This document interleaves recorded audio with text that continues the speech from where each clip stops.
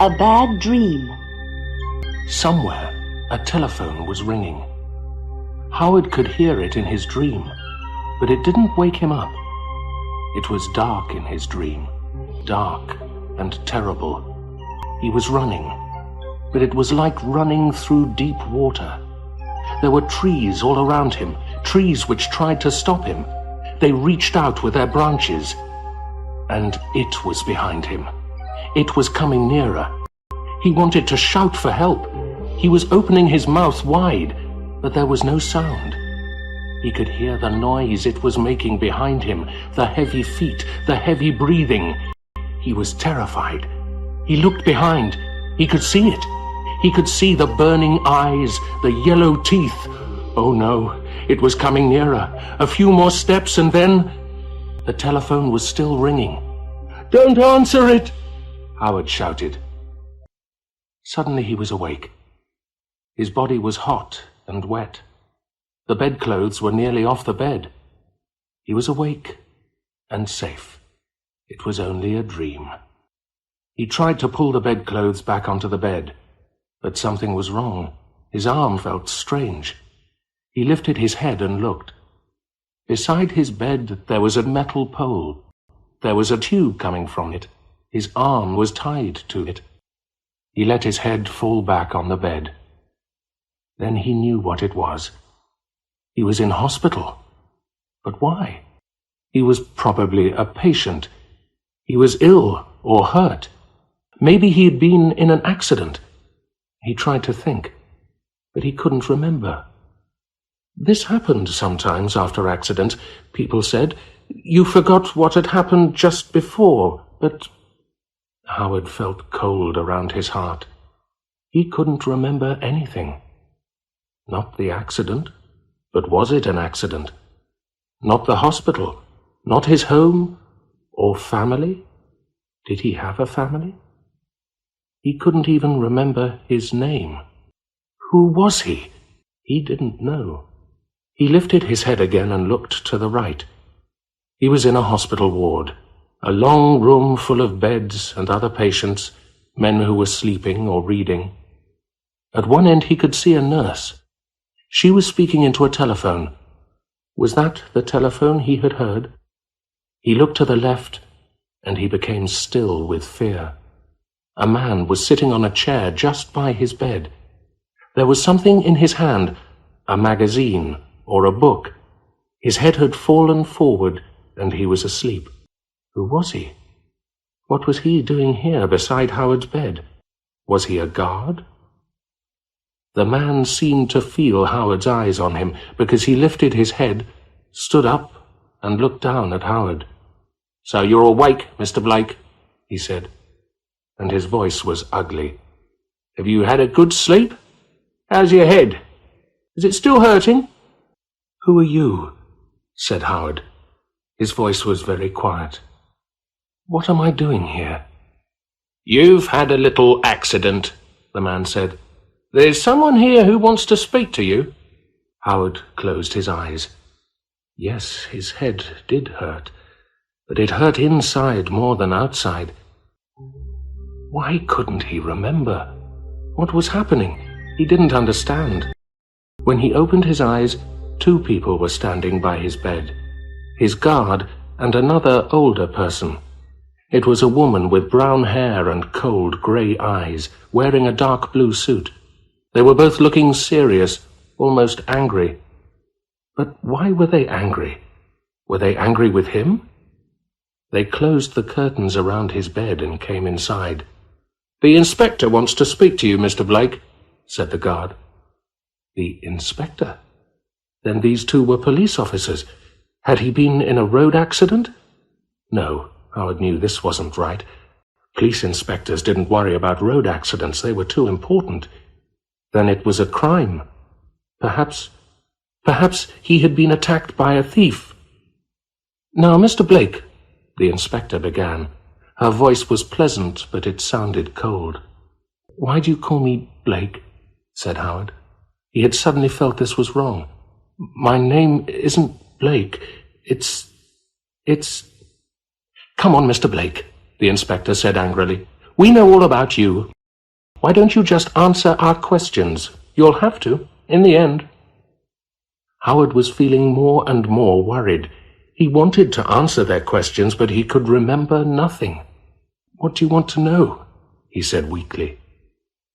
"What time did you arrive at the house in Primrose Avenue?" the inspector said. Her voice was now hard and quick. "How did you climb to the window? What weapon did you use to hit the old lady? What were you going to do with the green dragon?" "Stop! Stop!" cried Howard. He felt sick. He couldn't breathe. He could only hear those last words. The green dragon. The green dragon.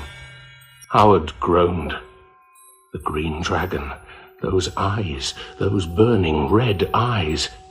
And then he remembered more. Red eyes. Red blood.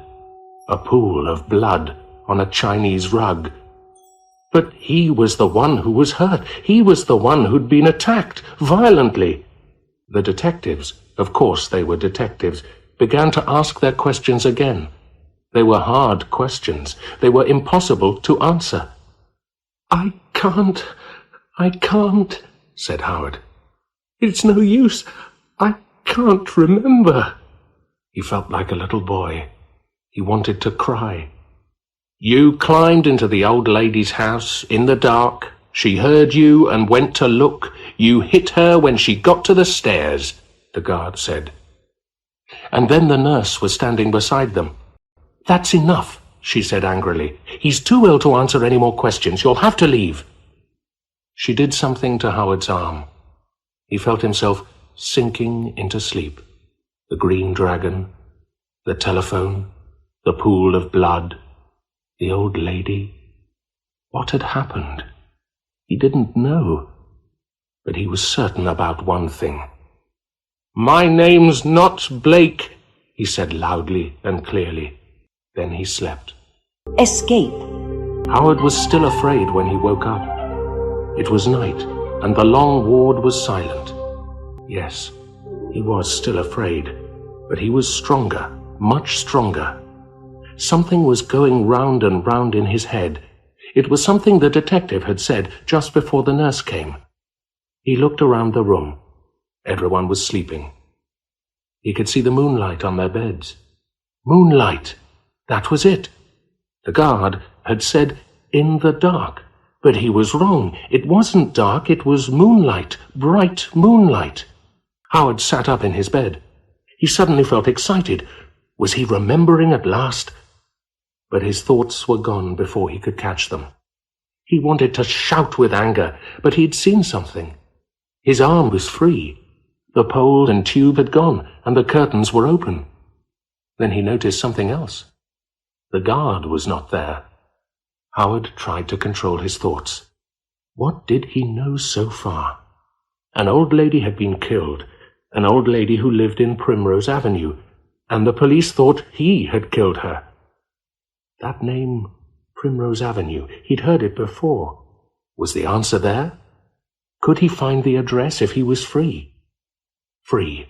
He had to get free. He had to escape from the hospital. He had to discover what had really happened, because he was certain he had not killed anyone. He hadn't done that terrible thing. Then he lay back on the bed. He was feeling weak. How could he escape? They had taken away all his clothes. Suddenly Howard heard voices outside the ward. He shut his eyes quickly and lay very still. He could hear the voices of his guard and the nurses. The big doors opened and they came in quickly. They were pushing a stretcher. A man was lying on it. He was groaning. "It was just outside the hospital," the nurse was saying. "He walked in front of a bus." They put the new patient on the bed next to Howard's. Doctors and nurses were all around him. Then one of the doctors said, "We'll have to operate," and the man was taken away again on his stretcher. "I'll go and phone his wife," said the guard, and left the ward. Then it was quiet again. Howard didn't move for a very long time. Then slowly he opened his eyes. The ward was quiet. The other patients were sleeping again. He lifted his head and looked at the next bed. The man's clothes were still on the chair by his bed. They'd forgotten to take them away. He wanted to laugh. Howard got out of bed and stood up carefully. For a moment he thought he was going to fall. He shook his head. Then he felt all right. He smiled to himself. He felt strong. He could do it. Now he knew he could do it. He could escape. He dressed in the bathroom. The man's clothes were a little too small, but he could get them on. He looked at himself in the mirror. Now for the difficult part. Inside the old house. But he was lucky. He saw nobody, and nobody saw him. He walked quickly out of the ward and out of the hospital. Outside, he saw that one of the nurses had left her bicycle against the wall. Howard stared at it. He had a strange feeling that he'd done all this before. Somehow, a bicycle was important. But why? He couldn't remember. But he knew he could ride a bicycle. He shook himself, got on the bicycle, and rode away quickly. Somehow he knew the way. It was like having a map in his head. There was Primrose Avenue.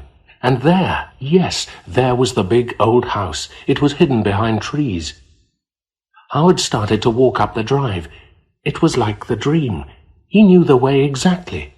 He was certain the answers were here, the answers to all of his questions. Suddenly he jumped into the shadow of the trees and stood very still under the branches. He could hear voices. He looked out slowly and saw a van, a white van. It was parked outside the house. 2 people were standing by it. They were talking. They were wearing dark uniforms. Then he saw who they were. The police. Of course. A woman had been murdered in this house, and the police were guarding it. He had to be more careful. He had to go round to the back of the house. Nobody would be able to see him there. He crept through the trees silently. He stayed in the shadows. Again, he knew the way. Here was the back of the house, and here was the drain pipe beside the balcony. He climbed up easily and opened the window. Somehow he knew it wasn't locked.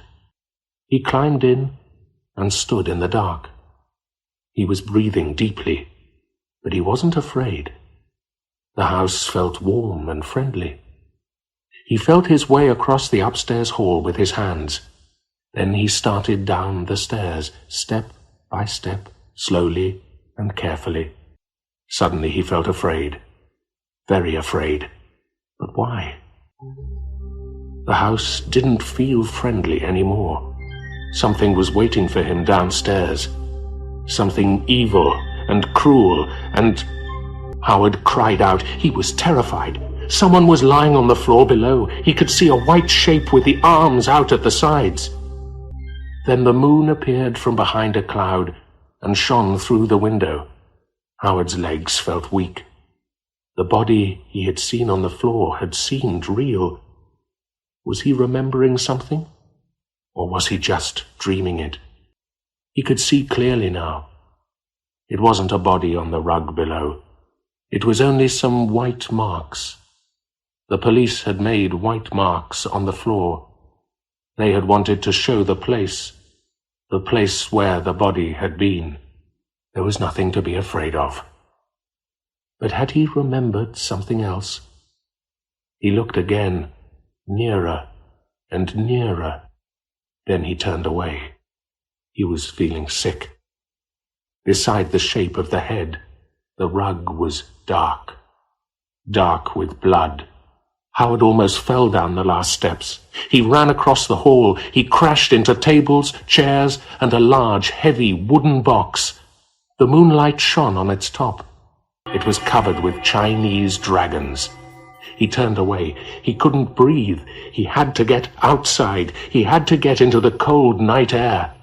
Suddenly he stopped. Voices. He heard the sound of a key in the lock. He looked around wildly. He had to hide, but where? Where? The Chinese box? No, not there. Not with those dragons. But he had to. There was nowhere else. He climbed in. The voices came nearer and stopped just by the box. It was the 2 police officers Howard had seen outside. In the box, he tried to breathe quietly. The voices were clear. "I want you to have a look around," one was saying. "You haven't been here before, have you?" "What happened exactly?" the other said. "The old lady was murdered and—" Howard thought about the police officer. Was he pointing to the shape at the bottom of the stairs? Pointing to the dry blood? But now he was speaking again. "We've got the man that did it. You know that, don't you? He wanted to steal that dragon. We think the old lady heard something. Maybe she was watching television. She came to the bottom of the stairs. He was coming down silently, and when he saw her, crash! He hit her. We don't know what he hit her with. He just hit wildly in the dark and ran back upstairs and got out through the window. But this time he made a mistake. He slipped and fell." In the box, Howard was listening very carefully to every word. Was he hearing the true story now? He thought carefully. Why couldn't he remember? "In the dark," the police officer had said. No, that was wrong. It wasn't dark. But how did he know this? Why was it important? "The cleaner found him the next morning. He was unconscious under the balcony. He was sleeping like a baby, but he'd hurt his head. The dragon was on the ground beside him." Their voices were getting weaker. They were going away. Howard waited. 15 minutes, 20 minutes. Then he opened the top of the box a little. Everything was still outside, still and dark. The moon was hidden again. He climbed out. He tried to be very quiet. The room was very dark, and he couldn't see anything. He held his hands in front of him and moved one foot slowly, then the other. If he could switch on the light just for a minute, he would be able to see the shape of the room and the doors. His hands touched something hard. The wall. Good. If he followed the wall, he would find the door. Yes, here it was. And here was the handle. Howard suddenly felt light and happy. In a second he was going to be in the fresh air, and he was going to be free from the heavy walls of this house. They seemed like a prison to him now. He had to go to the police. He had to tell them they were wrong, terribly wrong about him. He opened the door and stepped quickly through the doorway. The Green Dragon. When Howard became conscious again, he was lying on a hard and dirty floor, and every bone in his body ached. He tried to move, but the pain was too much. What had happened? This place was darker than upstairs. Upstairs. Then he remembered. He had opened a door, and suddenly he was falling, crashing from step to step until he reached the bottom and blackness. Just like the last time, Howard thought. Then he sat up. The last time. Yes, now he remembered. He had been to this house before. He had seen the old lady. She was lying on the floor in a pool of blood, but did he kill her? It had been about 6 o'clock when Freddie came. Howard was just finishing his tea. He groaned when he saw Freddie. Freddie was his brother-in-law, and he had been married to Howard's sister Helen for 9 years. But Howard didn't like him. He had never liked him. He'd always been suspicious of Freddie. He thought that Freddie wasn't really honest. He didn't know why he thought that, but he did. It was just something about Freddie. He didn't seem to have a job, but he always had a big car and expensive clothes. Helen and the 2 children seemed to have everything they needed, but... Howard got up when Freddie came into the room. Freddie was white and nervous. He went quickly to the window and looked out. Did he think someone else was coming? "You've got to help me, Howard," he said. "I'm in trouble, bad trouble." Howard put down his teacup. "What can I do?" he said carefully. You had to be careful with Freddie. Freddie's hands were shaking when he lit his cigarette. "I need money. A lot of money." Howard started to speak, but Freddie continued quickly. I know. You haven't got any money, but you can help me." He was looking at Howard nervously. "How?" said Howard angrily. "If this is one of your wild plans, the answer is no. I'm not going to help you in any crime." "It's only a little thing," Freddie said. He put out his cigarette. "One phone call, that's all. There are some men." He looked nervously out of the window again. "What men?" said Howard. "Criminals, you mean?"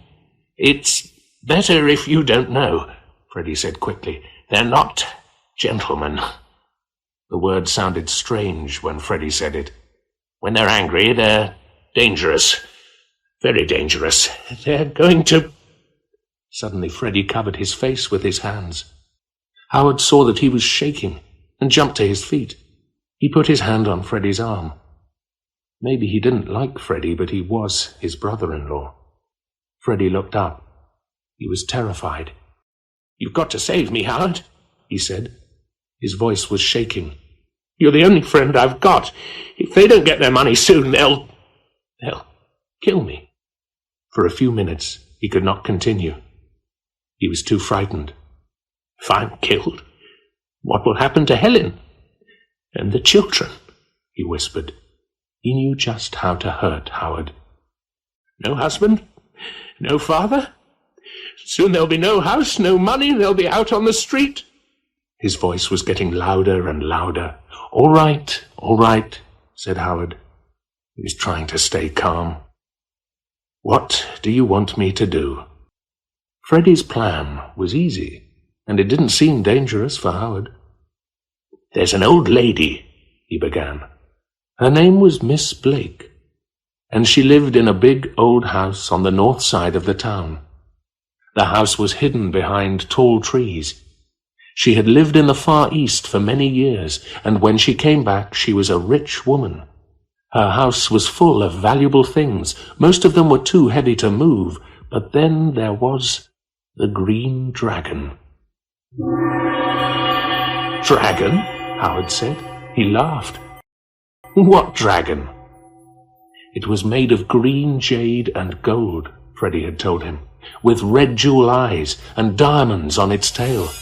It stood in a special place in her bedroom, and it was lit by bright lights. He knew all about it because he'd been talking to her cleaner at the pub. "It's worth thousands of pounds," Freddie said. He was excited now. He was enjoying this. "Maybe hundreds of thousands. And it's light enough to carry and small enough to hide." He wanted Howard to do one thing. Just one thing. "You phone the old lady," Freddie explained. "You tell her that a packet has arrived at your address, Primrose Road." "But this isn't Howard began. I know. You just say it's Primrose Road," Freddie said quickly. "Her address is Primrose Avenue. It's nearly the same, isn't it? You say your name is Blake, the same as hers. You say that the stamp on the packet says Singapore, and inside it there's some special tea. You think there's been a mistake. You find her name in the phone book and decide the packet has come to the wrong address." He looked at Howard. "Do you understand?" he asked. Yes, go on," said Howard. He wanted to hear the end. "Well, it's easy," Freddie continued. "You tell her you would like to bring the packet round to her house, but you can't walk. You're in a wheelchair, and you're just going away on 3 weeks' holiday. In fact, your daughter is coming soon to take you to the airport. Then you ask Miss Blake, would she like to wait 3 weeks, or would she like to call round at your house immediately and get the packet herself?" "But maybe she'll wait 3 weeks," Howard said. He didn't like the sound of Freddie's plan, but he was interested now. "She won't," said Freddie. "She'll want her packet. She'll leave the house immediately because she'll want to catch you before you go. And I'll be outside her house. As soon as she leaves, I'll get into the house. I'll get the Green Dragon and I'll get out. It'll be easy. It'll be like taking sweets from a baby." But what could he do? "I'll bring the dragon back to you," Freddie was saying now. "You can hide it here." "Here?" Howard cried. He was frightened. "Why here? What's wrong with your house?" "The children," Freddie said. He looked away from Howard's eyes. "They may find it. Also, I want to hide it from those men. They won't look here." Freddy's plan worked perfectly. Howard was terrified when he heard the old lady's voice on the phone. He had hoped she would not answer, but she did. 1 hour later, the green dragon was on his dining table. It was staring at him with those hot, red eyes. He hated it from the moment he saw it. Howard had sat and studied the dragon for hours. He was drinking coffee, black coffee, and smoking cigarette after cigarette. At dinner time he couldn't eat. When he thought about food, he felt sick. Strange things were happening to his head. Once, with a shaking hand, he had touched the dragon again, but he pulled his hand away quickly. It had seemed red hot. "I'm going crazy," he thought. "I will go crazy if I have to keep that thing much longer." He lit another cigarette nervously. Had someone seen Freddy? Someone who knew him? Had those men, those dangerous criminals, been following Freddy? Had they seen him at Howard's house? The police had probably interviewed everybody who had worked for Miss Blake. Had the cleaner told them that she had talked to Freddy? The questions went round and round in his head. "I was stupid," he told himself. "Why didn't I throw Freddy and his crazy ideas out of the house?" Suddenly he jumped to his feet. This had to stop. There was only one answer. He had to take the dragon back. A body in the moonlight. Howard lay alone in the cellar below the house. He felt tired, but he felt better because he could remember the true story. It was like living through the story again, the fears, the terrible moments, like the moment when the police stopped him. "Yes," he thought, "I remember."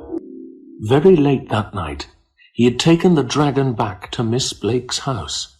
He had put it into his bicycle bag and had started to ride through the silent streets in the moonlight. Moonlight. That was unlucky. It had been dark earlier. Well, he couldn't do anything about that. He had turned into Primrose Avenue, and there was a police car. The 2 officers in the car were immediately suspicious of this lonely cyclist in the early hours of the morning. They stopped him and asked what he was doing. "I'm going to my mother's," said Howard. He was shaking inside. "They phoned me and said she was ill." The police officer wanted to help. "Leave your bicycle," she said. "We'll drive you there." No, said Howard. He was feeling hot and uncomfortable. My mother's house is just here, around the corner, but thank you. Thank you very much." He got on his bicycle and rode away. He heard the police car's engine. He didn't look back. The sound of the police car moved away. Howard breathed normally again. A few minutes later, he found Miss Blake's house. It looked strange and frightening in the moonlight. It seemed to be waiting for him. Was it a trap? For a moment, Howard wanted to turn back, but he told himself not to be silly. It was late. The old lady was asleep. He didn't need to be afraid. Freddy had told him that he had dressed like a window cleaner and had climbed up his ladder to a balcony. The balcony led to the upstairs hall. He had planned to break a window, but he found the window was open. Now Howard saw the same window. He had no ladder, but there was a drain pipe. He could climb it. Soon he was inside, and he was standing at the top of the stairs in the moonlight. He was looking down. He mustn't wake Miss Blake. He must leave the dragon somewhere, perhaps on the table in the hall. He could see it below him. Then his heart froze in his body. There was someone lying at the bottom of the stairs. A body. A real body. And the moonlight was shining on the pool of blood. And then he had run, back to the open window, to the drain pipe. The dragon was still in his hand. He started to throw it away with a wild cry. He slipped. The air was rushing past. The dragon was falling with him. Its eyes were staring. Its mouth was open, and its teeth were shining. Was it screaming like him? Guilty or not guilty? It wasn't a dream, Howard told himself now, in the cellar. It really had happened. He had seen Miss Blake's body, but he hadn't killed her. She was already dead when he first saw her. He thought about the dragon again. He could almost see those red eyes shining in the dark. Then Howard went cold inside. There were eyes shining in the dark. Here, in this cellar. They were watching him. Dragon's eyes? No. Rats. He was terrified of rats. He felt around with his hands and found some pieces of wood. He threw them at the shining eyes and shouted as loudly as he could. Suddenly a voice came from above. "Who's that? What's happening down there?" It was a police officer. "Help me," Howard said weakly. "Please, help me." Later, the inspector was sitting beside his bed. She looked serious, but happier. Howard was in hospital again, and he was clean and warm and comfortable. He was glad that it was all finished.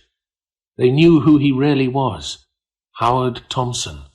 They weren't calling him Blake anymore. Howard told them everything. Well, nearly everything. He couldn't say anything about Freddie. He was thinking of his sister Helen and the children. He didn't want to hurt them. "Yes, I stole the green dragon," Howard told the inspector. "I tricked the old lady with my story about a packet of tea, and she left the house." "Oh, yes?"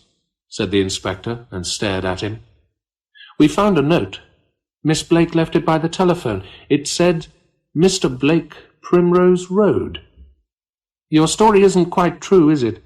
You tricked the old lady, yes, but she let you into the house that evening. She didn't leave the house. And when she tried to stop you from taking the dragon, you—" No, that's not true. It was afternoon, not evening." Howard had to stay calm. He had to say he was the thief, not Freddie. He spoke slowly, carefully. "She left the house in the middle of the afternoon. I went in and stole the dragon. That's what happened, Inspector. I didn't kill her. I couldn't kill anyone. She was already dead when I saw her for the first time." "Already dead?" the inspector said quickly. "Yes, Howard saw that he'd made a mistake. He had to explain. "I went back that night," he said. "You went back?" The inspector didn't believe him. "Why did you do that?" "I wanted to return the dragon, Inspector." The words sounded weak and stupid. "I was afraid of it. I don't know why, but it terrified me." "Oh, yes," said the inspector again, and looked hard at Howard with her cold grey eyes. She was silent for a long time. Howard tried to think of something. What could he say? He had to show the inspector that he was not guilty of murder, but he could not find the right words. "I suppose it's just possible," the inspector said. "Perhaps the old lady went upstairs that evening and found the dragon was missing. Then perhaps she rushed to the telephone for help and fell down the stairs and hit her head on the hall table at the bottom." Yes, said Howard. "That's it. She was killed by her fall. Don't you see, Inspector? I didn't kill her." The inspector was still looking at him suspiciously. Howard thought hard. Somewhere there was an answer. "But you were there," the inspector was saying. "You say you went back to the house that evening. You were in the right place at the right time, weren't you?" "Time?" Howard sat up and smiled. "What time, Inspector?" he said. He was excited now. "What time did Miss Blake die?" "The doctor says it was about 8 o'clock in the evening," said the inspector. "When it was dark," said Howard. "When it was still dark, before the moon had risen. But I was seen near her house in the moonlight at 2 o'clock in the morning. If I was a murderer, I wouldn't go back there, would I, Inspector?" "Who saw you?" said the inspector, still suspicious. Friends of yours? I don't think I'm going to believe any friends of— You'll believe these people, Inspector, said Howard quickly. 2 police officers in a police car saw me in Primrose Avenue. Right place, right time, Inspector. Howard felt pleased with himself. He lay back on the hospital bed and smiled. But the inspector hadn't finished. I've got something here. I want you to see it, she said. She opened a box beside her chair and lifted something out. Howard's face went white. The inspector was holding the green dragon in her hands. It doesn't look very important, does it? She said. The inspector was right. Howard stared at the dragon. It didn't look important in the daylight. It looked cheap and ugly. It's not real, you know, the inspector was saying. What? What do you mean? Said Howard. He felt cold inside. The old lady sold the real one years ago. She wasn't as rich as people said. She needed the money. But the green dragon had some special magic for her, and she had this copy made. You mean? Yes. It's not jade and jewels. It's just plastic and bits of glass. You'll be able to sell it for £20, £25 if you were lucky. She smiled. It was a very cold smile, Howard thought. It's not much money. Not for 5 years in prison, the inspector added. 5 years? Howard said. His voice sounded weak and frightened. 5 years in prison. And Freddie was going to be free. Well, 4 then, said the inspector. She smiled her terrible smile again. If you're lucky.